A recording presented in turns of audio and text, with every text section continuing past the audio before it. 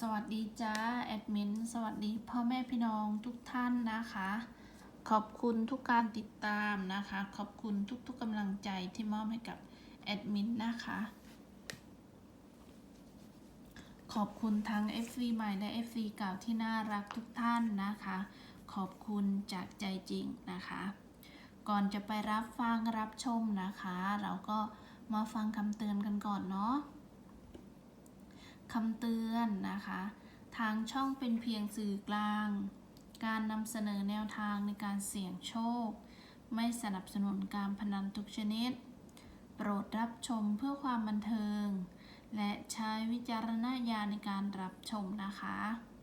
เด็กที่อายุต่ำกว่า18ปีนะคะควรมีผู้ปกครองแนะนำนะคะพี่น้องจ๋าแนวทางตัวเลขก็มีเข้าบ้างหลุดบ้างนะคะเป็นเรื่องปกติเป็นเรื่องธรรมดานะคะมีขึ้นมีลงมีเข้ามีออกปะปนกันไปเนาะพี่น้องจ๋าแอดมินก็จะพามาสรุปนะคะแนวทางฮานอยสูตรมัดรวมนะคะแอดมินก็ให้เด่นไปที่9กับ4นะคะแนวทางเข้านะคะน้อยเฉพาะกิจนะคะน้อยเฉพาะกิจ98นะคะแอดมินก็ให้เข้านะ98นะคะ9889ส่วนล่างนะคะ86นะคะหลุดไปนะคะแอดมินไม่ได้เขียนตัวแปลงให้นะคะส่วนล่าง88นะคะก็หลุดไปอ๋อบนนะคะ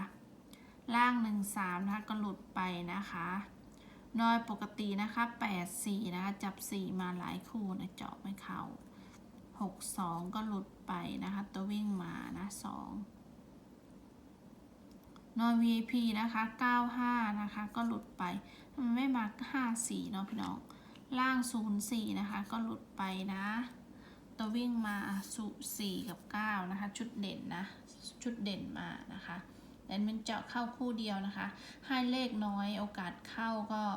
ยากมากเลยนะคะโอกาสหลุดก็ง่ายสุดๆเลยนะคะก็ยังดีเนาะที่มาคู่เดียวนะคะโอเคนะคะเพื่อไม่เป็นการเสียเวลาพ่อแม่พี่น้อง FC นะคะ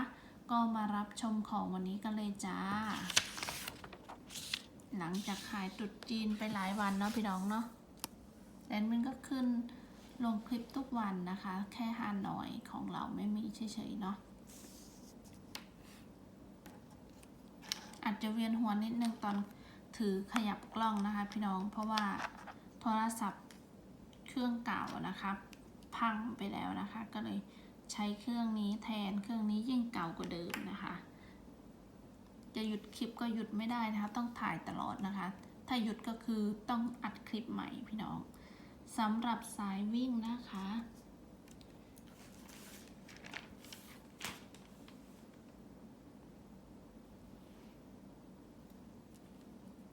มี4มี6มี8มี3แล้วก็มี7นะคะ0เนี่ยให้เยอะเกินนะบัดนี้ส่วนชุดเด่นนะคะแอดมินจะให้เด่นไปที่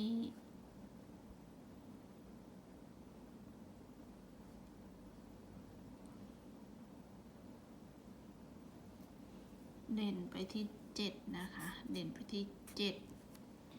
เด่นไปที่7กับ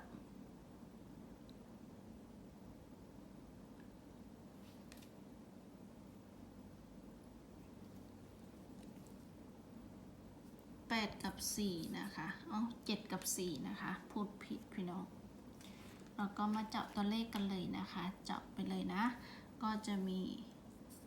4884นะคะ2662 9669นะคะขออนุญาตเขียนตัวแปลงนิดหนึ่งนะคะนะ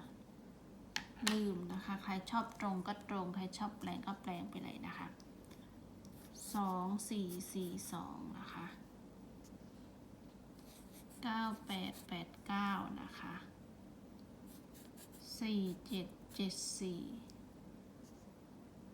1771นะคะ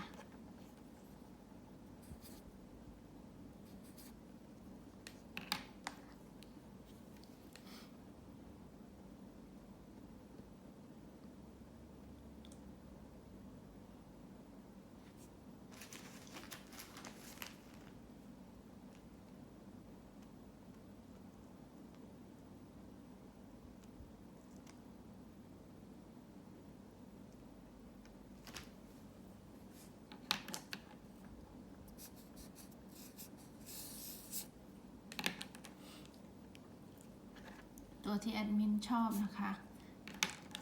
4774นะคะ4884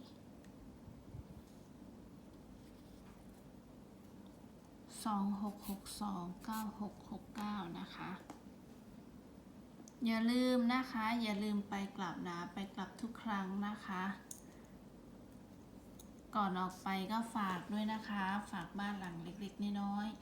ไว้ในอ้อมอกอ้อมใจด้วยนะคะฝากปลูกต้นรัก